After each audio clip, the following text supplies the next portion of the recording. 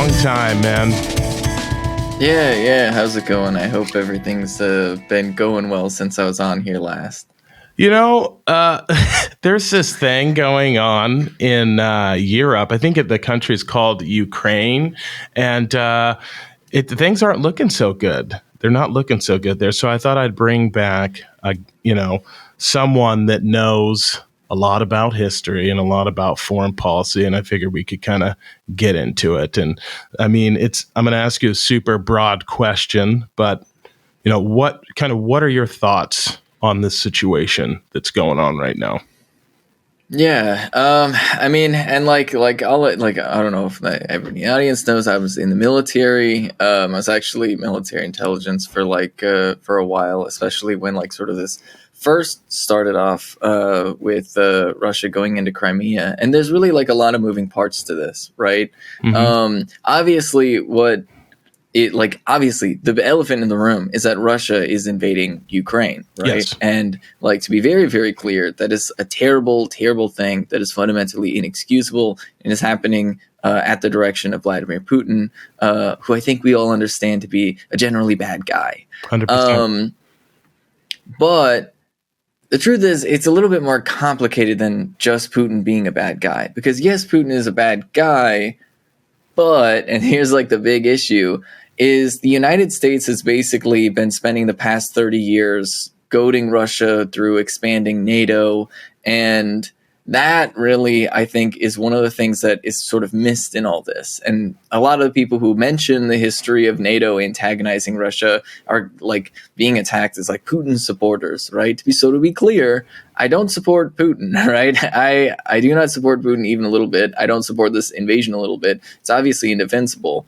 But we need to understand that experts in the United States, foreign policy experts in the United States, to include literally Henry Kissinger, were of the opinion that it would be absolutely unacceptable to open up the idea of Ukraine joining NATO because they knew that would be a red line for Russia, and that would be tempting fate, that would be basically that would be goading Russia or instigating an invasion. They were under the belief that a response to the idea even that Ukraine joins NATO would lead to Russia invading Ukraine. So that was the understanding beforehand. So now if you look over the past 2 years, it changes the picture a little bit, right? If you see the United States and other NATO countries dangling NATO membership in front of Ukraine and then selling them weapons, that right there is very much an aggressive and instigative move towards Russia, especially since foreign policy experts in the United States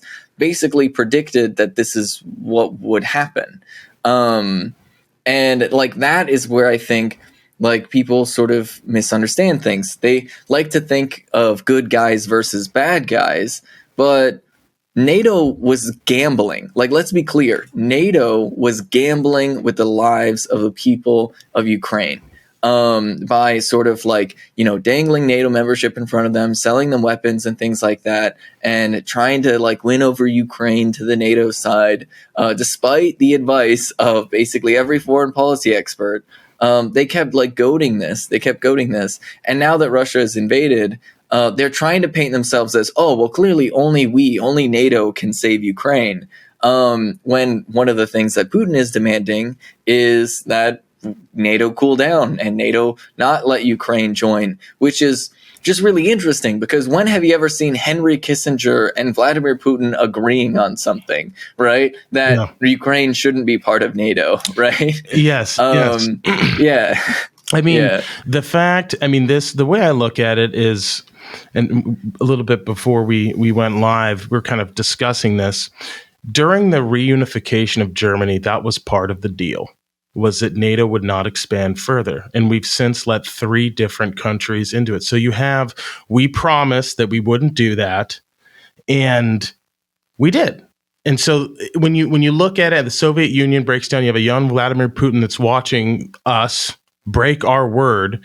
So we don't have trust. We don't have we don't have good relations, and I often wonder. I'm sure we do, but I don't know if we have the same kind of back channels to talk to Russia as we did once in the 80s and the 90s, right? Especially at the height of the Cold War, there was the infamous I think it was the red telephone or the red line or whatever, where we could figure out and talk to each other immediately. We had a direct line from Moscow to DC to talk, so these leaders could talk.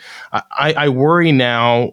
Like I'm not a big fan of Google and Facebook pulling down like Russia Today, because I think it's important, right? And I've been on that looking just to see what the other side has to say, just to check out their propaganda of what they think this war is.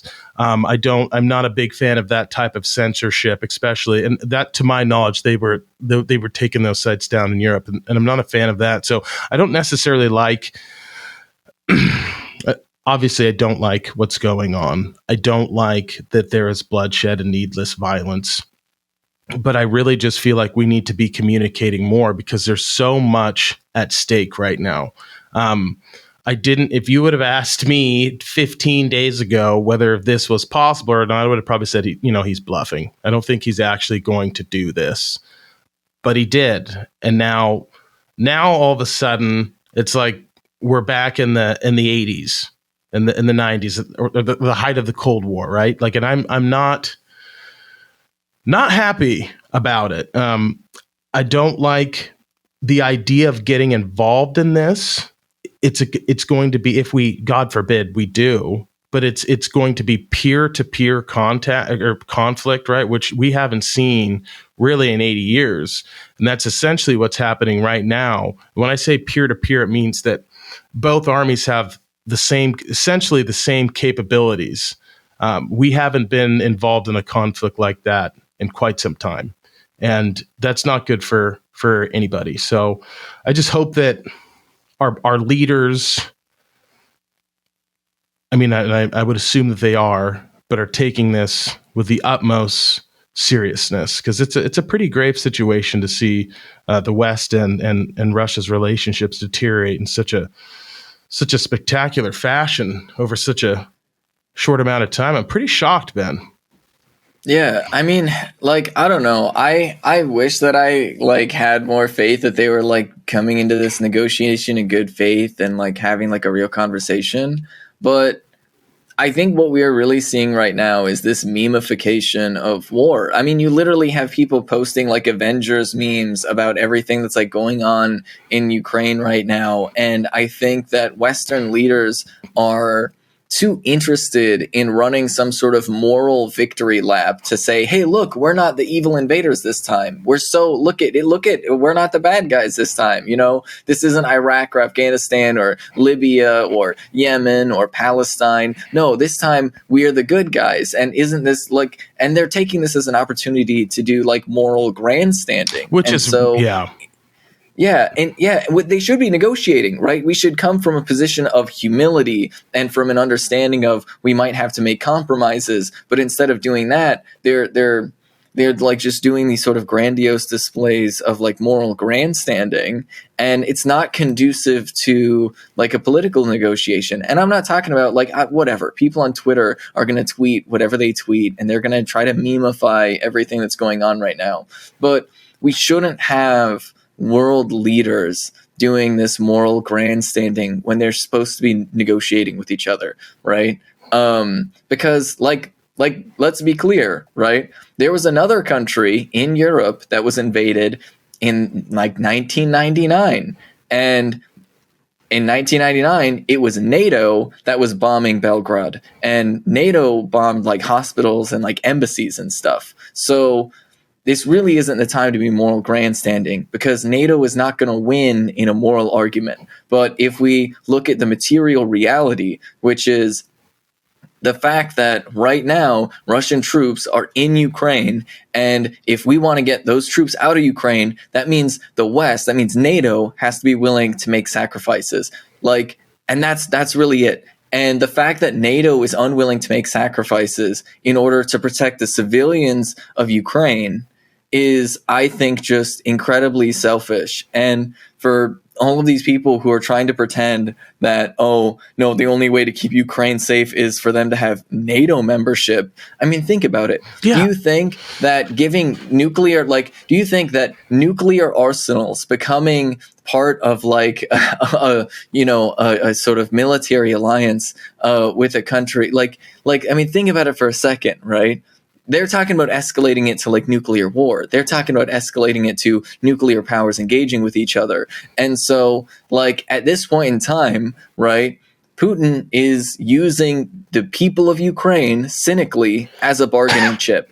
And as much as we like to think that we should never negotiate with hostage takers, like, at a certain point, we need to protect people's lives. And that means making hard decisions. And that means NATO being willing to take a step back and like actually negotiate with Russia in good faith and not do this moral grandstanding. I couldn't agree with you more. I could not agree with you more. A little quick history about Ukraine. I think when the Soviet Union dissolved, I'm not sure of the year. What is it? In the early 90s. John, pull that up. 93. Okay. 94. 93. Okay, thanks, John. So 93, Ukraine was one of there was a few Soviet countries, right? They're ex-Soviet countries that had nuclear weapons. And part of the agreement for them giving up their nukes, I believe on the Russian side, was that they wouldn't become a member of NATO. And John, you might want to fact check me because I might be talking my ass here. But so we made that deal in the 90s and they were to remain neutral, right? So they had nukes, then they gave them up kind of unwillingly so we would trade with them. And that was also part of the Soviet American deal to disarm, to get rid of more nukes as well.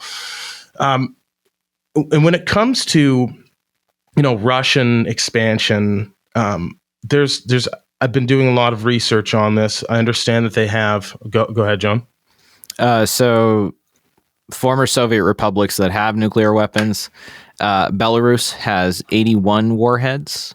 Kazakhstan inherited 1,400 from Russia in 1995, and Ukraine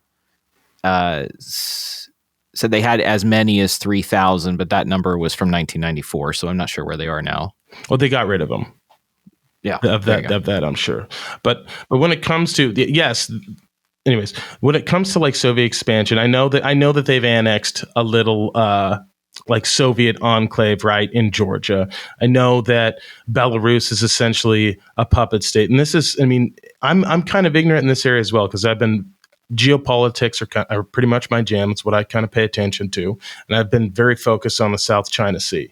So I was very surprised when all of this started popping off. Then I started looking into it, and I was like, "Holy shit, man! There's definitely something going on here." In my assumption, right, I think that Putin is definitely trying to rebuild the old USSR. Because if you think about it logically and you take a step back, everyone that is in Russia right now is Soviet, essentially. They went to Soviet universities. They were indoctrinated under the USSR. So the leadership in Russia right now is Soviet. So it's pretty. You don't have to go very far and look at the actions that they're doing around Eastern Europe to see that this is most likely a goal of theirs. The question is, how do we come to some sort of compromise to share the world with them? Because they're a check to our power, and they have a completely different way of doing things. And for a while there, we were able to kind of coexist. And it's up to us to kind of figure out how to do that again. And I would love to hear your thoughts on how you would think we could go about doing that. Well, that's one of those things where it just gets a little bit more complicated, though, because the truth of the matter is that, like, over the past 30 years, there's basically been this sort of DeSovietization process. And right now, what's happening in a lot of Eastern Europe is sort of everybody sort of retelling the story of World War II under a different light. And so you're seeing so for example, right, in a lot of Eastern European countries, they were occupied by the Nazis, And then as the Soviets pushed the Nazis out, the Soviets were occupying them, right? And so the question arises, right? Were the Soviets the liberators or were the Soviets imperialists, right? Yeah. And the issue is with this de-Sovietization, you've seen this nationalist movement grow in a lot of different like Eastern Bloc countries, right? And that nationalist movement, in some cases, has basically led to a retelling of World War II in a way that I think is harmful, and I think we all should recognize is harmful, because there have been some people in these countries that try to paint the Nazis as liberators from the Soviets, right? Okay. And that's obviously, right, you can see how that's like a problematic path to go down, right? Like there's some problems there. Yeah. And so that tension is the source of a ton of internal political conflict within these countries. Like, so for example, that tension is actually central into what's going on in Ukraine right now, because you have this sort of de-Sovietization policy. Like literally, Ukraine basically passed a law. You know how in the United States there's Republicans that are trying to pass laws banning critical race theory from schools? Mm-hmm. There's basically those same laws in Ukraine, but basically saying that you can't like glorify like the Soviet Union or anything like that, and basically trying to like de-Sovietize Ukraine, which has sort of opened the door to some of these right-wing nationalists. But then you have people in eastern Ukraine, right, and Donetsk and Luhansk, right, who are like, hey, that's part of our history. We shouldn't be like, trying to like erase that from part of our history. We like being Russian and we need to understand this. And I don't really like the direction that you're going over there. And then it led to like this, it led to a political conflict, right, leading up to 2014, that ended up basically with Donetsk and Luhansk declaring independence as Russian-speaking people, saying that Russian-speaking people and Russian culture were being erased by Ukraine, and basically in just sort of backlash against the sort of de-Sovietization policies that were being put in place. And that was the door that Russia basically used to get a little bit of a foothold into the Ukraine situation, because like, let's be clear, right? Like some of the like concerns of the separatist movements in Donetsk and Luhansk are legitimate, right? They're real concerns and they're totally understandable. Their only ally of opportunity really was Russia, though, right? Yeah. And Russia sort of cynically is using their concerns to try to justify this invasion, right? That's why Putin said that he wants to denazify Ukraine, right? But that's ridiculous. Obviously, Putin doesn't care about Nazis. If Putin cared about Nazis, he would deal with the Nazis that are in Russia, but he doesn't, right? Like he's just cynically using that as a line. And so like that internal politics that is existing in Ukraine, and to be clear, the government of Ukraine is not like a Nazi government, right? Like the whole idea of voting in Zelensky was to be a more moderate force as opposed to Poroshenko, who was a lot further to the right, and did do a lot of really, really terrible stuff. But like the whole idea of Zelensky was that Zelensky is a more moderate figure that's going to like, open the door to like more respecting of human rights and stuff. But so Russia cynically using that as sort of its springboard to get a foot in the door with Donetsk and Luhansk, and then, like now do its invasion. But so that's where it just gets complicated, is the internal politics of a lot of these Eastern European countries that are trying to sort of grapple with their history in World War II, to grapple with their history as, former members of the Soviet Union. And that internal conflict is sort of reflected globally with the conflict that's happening right now between Russia and, NATO powers. Yeah. Yeah. And so, like, in terms of how do we, like, resolve this, I wish I had an answer. I don't have an answer. But I think we should open the door to getting rid of NATO altogether. And I know a lot of people think that that's some sort of extreme idea or whatever.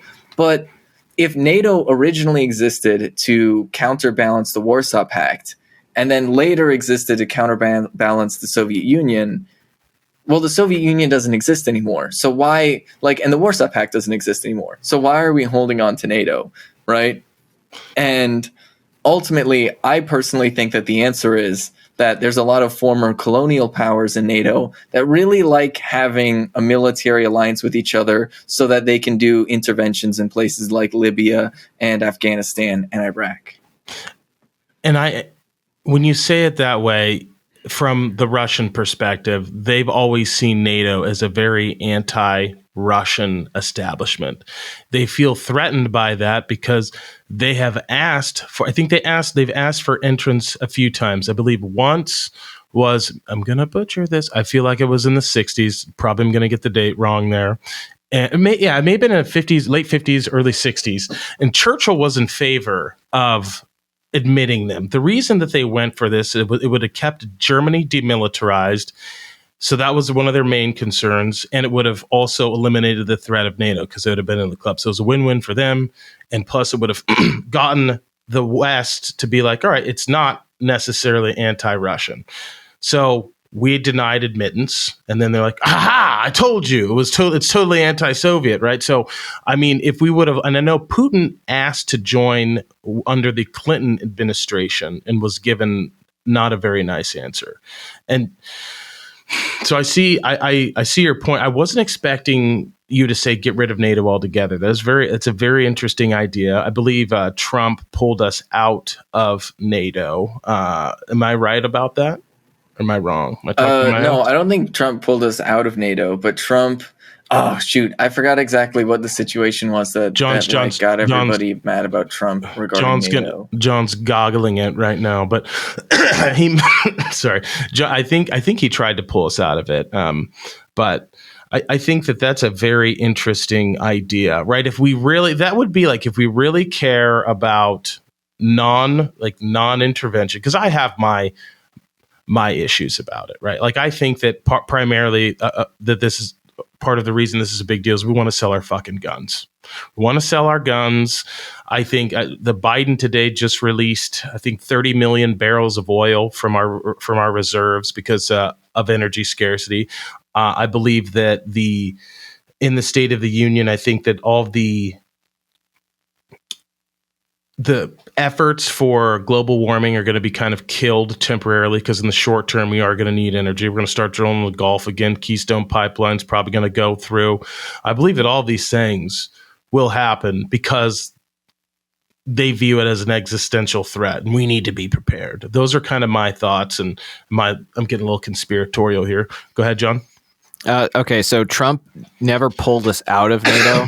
But from when he was running for president in 2016 and after he was elected up until 2019, he pushed to have the United States be removed or withdraw from NATO. Okay, that's what it was. But there was a bill passed in the House of Representatives in 2019 that was the NATO Support Act that said that Congress would prohibit Trump from withdrawing NATO.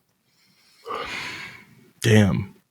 Yeah. I actually kind of want to speak to that for a second because this is where it gets really interesting, right? Yep. Because, so let's think about it for a minute, right? Right? Why is NATO so crucial, right? To Western powers? If you sort of erase history from your mind, right, you can say, oh, well, clearly it's just about peace and security. But let's think about it. What was World War II really about, right? What was World War II and World War I? What were those wars really fought over? They were fought over the rightful domain over the colonies. That's as the world was talking about decolonization, World War I and World War II were fought over who were the rightful owners over these colonies that all of Europe had around the world. And at that point, Russia was not part of that colonial system.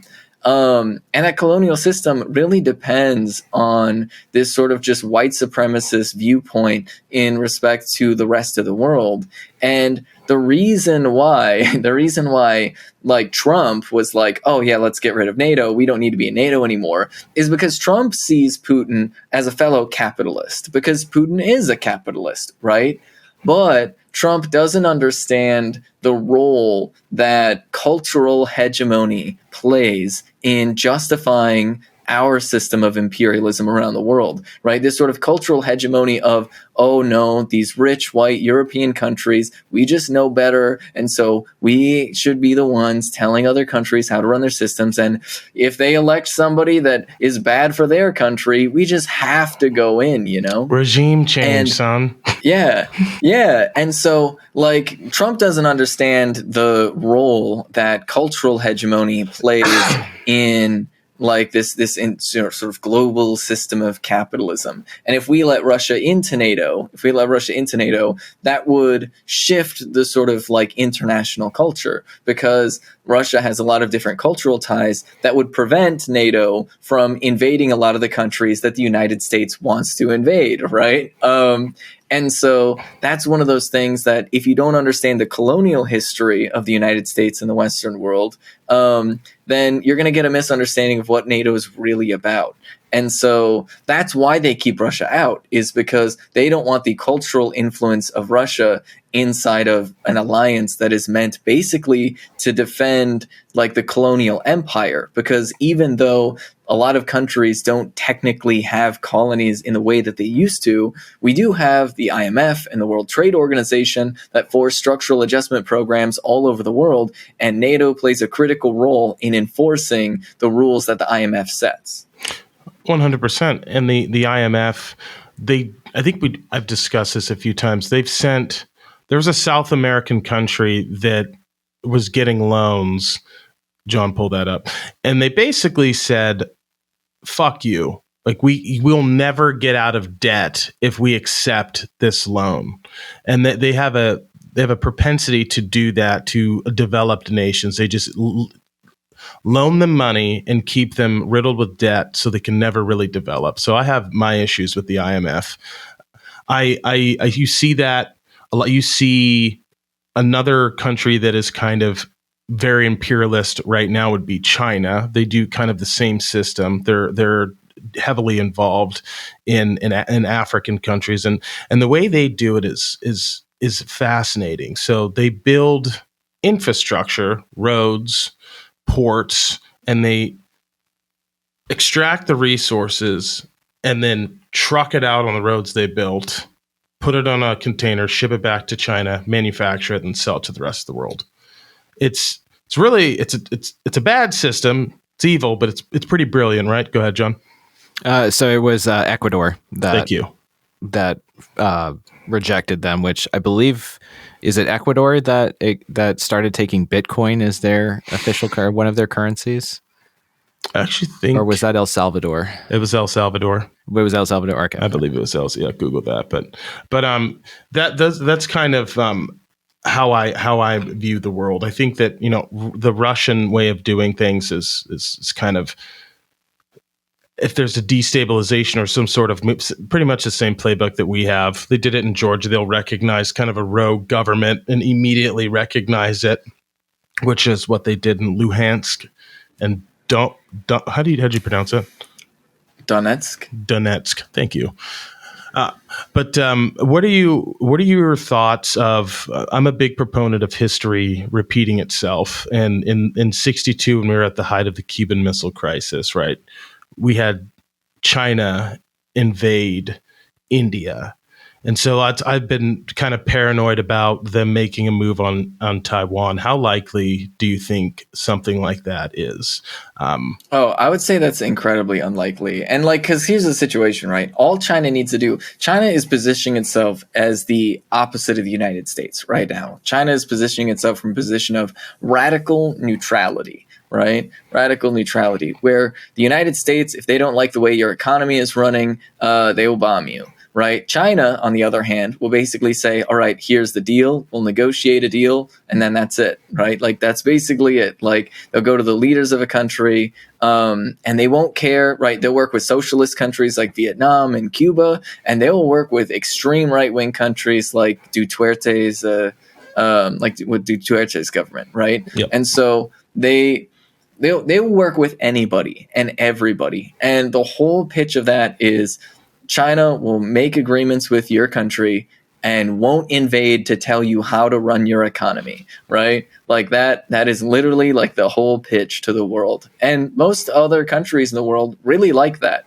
right? And that's actually really, I think, at the heart of this in a way that I think a lot of people aren't acknowledging, because China, being the sort of primary economic driver in the world right now, is what allows Russia to be able to sort of disregard the interests of the United States and the EU because they have that trade partner. Mm-hmm. And so, while Russia invading Ukraine is a negative aspect of this new multipolar world that we have, I think the multipolar world in general is a good thing, because now a country can basically say, okay, well, I'm not going to work with the United States. I'm going to work with China. They're not going to invade me. And that is very frustrating for the United States, but it's very good for the people of the world in every other country, because now they can bargain. Now they actually have real bargaining power. And they can say, well, if we don't think we're getting a good enough deal from you, we're going to go work with China, and we're going to stop working with you because we don't need you anymore.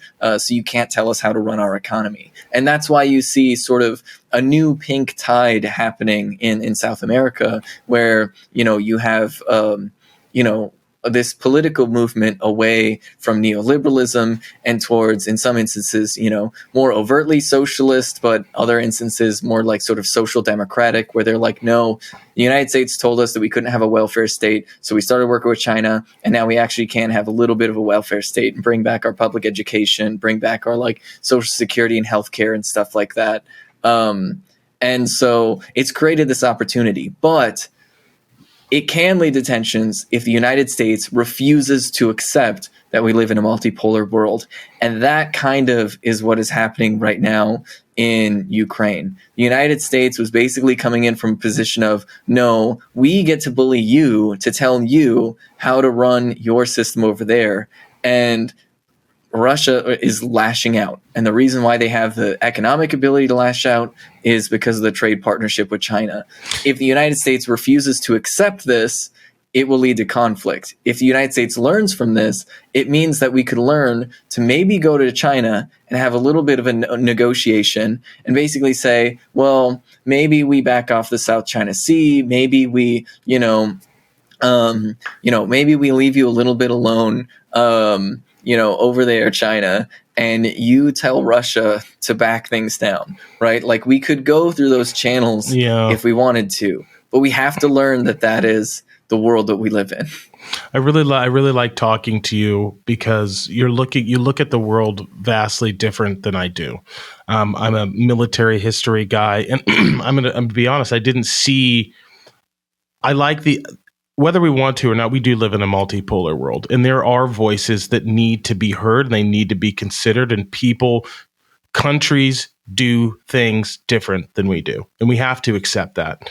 And I think that the deal that Putin made with Xi Jinping, God, I hope I said his name right. Did I? Yes. The deal that he made, creating a market for his oil and natural gas, right? And eventually that will end up helping the economy. I know they're hurting right now, but eventually they'll figure it out. But I'm getting off topic here. But I think that, the way in which you view the world is like, we all need to talk more and kill each other less, and figure out a different way, a different means of doing that is really where we have to be. That is what Oppenheimer said when he created the nuclear bomb. We have to evolve past killing each other to solve our differences. There has to be a better way. And I get very nervous when you look online, you see, we need a direct strike right now. We got to take, it's like, you listen, you guys haven't studied history. You do not understand how bad war is. It is sanctioned murder. It is terrible. It destroys lives, families, your mental health. Like, and plus, most of you motherfuckers that are typing behind a keyboard, you're not going to be the ones doing it. Like, it is something that we need to get past. We have to start talking to each other. There's nothing glorious about it. It's off. Pick up a book and just read about the accounts of the soldiers in World War II. It is not worth it. And that's another thing that is a bit saddening, is we've lost that memory. We've lost all of those people, not all of them, but a vast majority of that generation that knows how terrible it is. They're gone now. They can't warn us about how bad it is. We have books, which not a lot of people read anymore, like, so I get concerned, but it gives me hope. And I love talking to you because you do think differently than I am. I think of, like, worst case scenarios, and not, maybe there is a lesson that we can learn from this, and maybe we will continue to talk. I mean, President Biden has said that we are not going to get involved, but when you're when stuff like this is happening, when active combat's happening, it doesn't take much for it to really get out of control. So it's like it's a shame that it got here, but God forbid we get involved, and God forbid anything else happen, or they attack a NATO country, which I don't think they'll do. They're not stupid. No one wants that. No one wants mutually assured destruction. But I'm really glad that you're thinking that way, thinking outside the box. Yeah, I mean, and that's one of those things that's like, because you're right? Like, Russia doesn't want a world war. They don't want a nuclear war. But right now, the position that they're in, basically what they're doing is they're subjecting Ukraine to this as a tactic, as they're literally as a bargaining tactic. And it's shameless and evil, right? Like, but literally, like, they're inflicting suffering on the people of Ukraine with the goal of getting a concession out of NATO. That is it, right? They're literally like, this is a hostage taking sort of bargaining chip situation. And the hostage taking is bad. But what we need to understand is that it is selfish of us to think that we shouldn't have to make any sacrifice at all for the well-being of the people of Ukraine. I think it's totally on the board for the United States and NATO to make concessions if that means, the people of Ukraine not having to live under a military occupation. Yes, exactly. And just to stop the bloodshed, either side, it's hopeful because Russia they're having talks with the Ukrainian government right now, or not now, but like a few days ago they had talks, and from what I was able to tell, they found some points that they agreed on, and they found some common ground. So that's encouraging. But I mean, is that a stalling tactic as Russian forces surround the Kiev? That's another concern of mine. It's going to get worse. Like, it's going to get a lot worse. The longer this drags on, the more pieces that get into place, it's definitely going to get worse. I think that as far as civilian casualties for the amount of ground that's been taken, it's still atrocious, but it's not as bad as I would have assumed it would be. But any loss of life is tragic. But I'm thinking, as the army settles, I don't know what kind of capabilities they have. Do they have the same abilities to us that, like, when we took back Fallujah and Mosul and we took it back block by block? Do they have those same capabilities, or do they knock the whole city down? I don't know. I don't know tactically what they're thinking, but God forbid this goes on any longer. I don't think that I don't think that Russia would approach this from a strategy of just knocking the whole city down, right? Yeah. Because there's just some specific economic interests that Russia wants out of Ukraine, right? So it wouldn't make any sense for them to flatten Ukraine in the way that the United States flattened a lot of cities in Iraq and Afghanistan,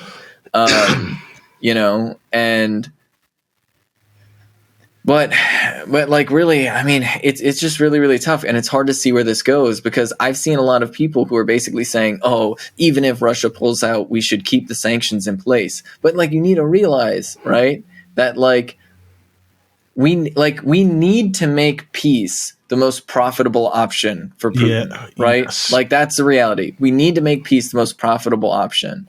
But right now, if we're talking about profits, the United States is looking at oil profits, and we are looking at defense contractor profits. Yeah. And so that is what sort of scares me about this, is that American leaders are going to learn the wrong lesson, and that they're just going to continue this brinksmanship because they think that it's good for the money machine. Business. Yep. That's part of the problem with the military industrial complex that we kind of have here. But there ain't no kinda. It's what we have, right? What could you speak a little bit about some of the resources that he might be potentially after for the listeners? Well, so there's basically two things, right? First and foremost is there's probably a chance that one of the goals is to connect Crimea to the separatist region in Donetsk and Luhansk so that he has a sort of like land connection that they could run an oil pipeline through to the port, the port that's in Crimea. Then there's also like lithium, and there's also like lithium deposits, which are really important if you're talking about like electric batteries cars and stuff like that, that exist in eastern Ukraine, and that is like a big sort of player, and a lot of that is like in eastern Ukraine. I mean, as for Kiev is just like, obviously it's like a major city and it has like its own economic interests. I'm not terribly familiar with like the economic like role that Kiev specifically plays within Ukraine, but that's because, to be entirely honest, before this happened, I was sort of predicting that all Russia would do, and I was wrong in my prediction, to be clear. I was wrong in my prediction, but I predicted that Ukraine would just send reinforcements to Donetsk and Luhansk, and try to like solidify those positions. But they ended up just going through all of Ukraine. So I'm not, certain about Kiev. Yeah, John, go ahead. So to kind of jump in and help you out, Ben, according to Ukraine Invest, which is a Ukrainian government website, Ukraine has the 7th most deposits of iron in the world, 8th of manganese, 6th of titanium, 2nd most galenium, 5th germanium, and that's just metallic metals. There's a whole list of things that would be highly valuable, desirable. No. Yeah, I'm very anxious to know what this is. The first State of the Union I'm actually like excited. I don't know. I'm excited to watch. Like, what's going on? What are we going to do? We're missing that to record this show, but I'm definitely going to rewatch that and check it out. But this is definitely it's interesting to see the entire world take an interest in the geopolitical space. This is something that has always interested me, just for the simple fact that there doesn't seem to be that much of a difference. It doesn't matter which political party's in power. It's generally the same type of process that we go through when dealing with other country. It seems to be the one thing we're united on, for good or for bad.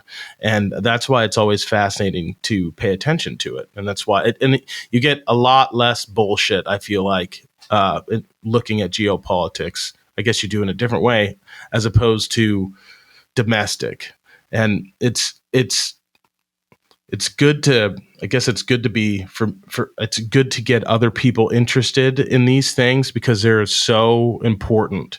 And it's also important for, you, the listener, the person listening, to know that like we're all raised, and I have listeners in other parts but primarily in America, right? We're all raised with a certain level of like Western sensibility or whatever, and that there are people from all over the world that have completely different viewpoints and completely different ways of doing things. So we all have to figure out how we can share this fucking planet together and not kill each other.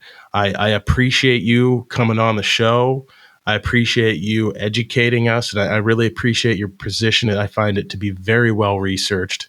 And man, I'm happy to have you, man. I'm glad you came back. And do you have go ahead, man. If you could plug your socials, any of that stuff, man. Yeah. So if you want to follow me on Twitter, that's at Benjamin Carollo. You can also follow me on Twitch, where I stream 5 days a week. That's Bleep Blomp Ben. And then I also I'm a host of a show called Galaxy Brain on the Young Turks' Twitch channel. And you can check me out there. It's a really good show where I do deep dives into topics like this. Yeah, we'll have you back. We'll keep a close eye on this, and we'll definitely get you back on, man. Appreciate you coming on. Yeah, thank you.